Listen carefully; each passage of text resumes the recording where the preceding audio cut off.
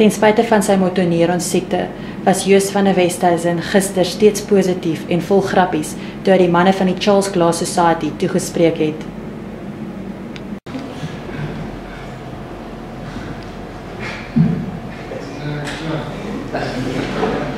Hallo julle, net om te begin, ek is Palaki. Als ek uitroep sy muziek, als jullie uitroep is jullie gezang. So immediate positieve. Maar anyway, ja, wat ik probeer doen is om memories te krijgen bij die mensen wat jullie zien.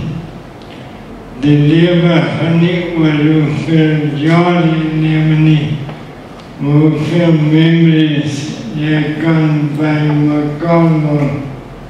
Joos het ook 'n paar staaltjies van sy rugbydae vertel. Op pad terug in 97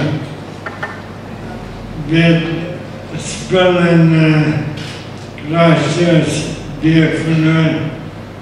En dan lig je in Christchurch, Auckland City, pad terug. En in Auckland en Transit. Allemaal met onze blokbuikjes.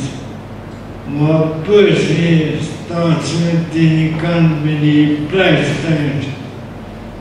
En dan komen een klomp aasers. En dan praat ze one van ons. En dan kon in die ene van Percy toen zei, can I take picture? Percy, ja. Funny house, brown dog.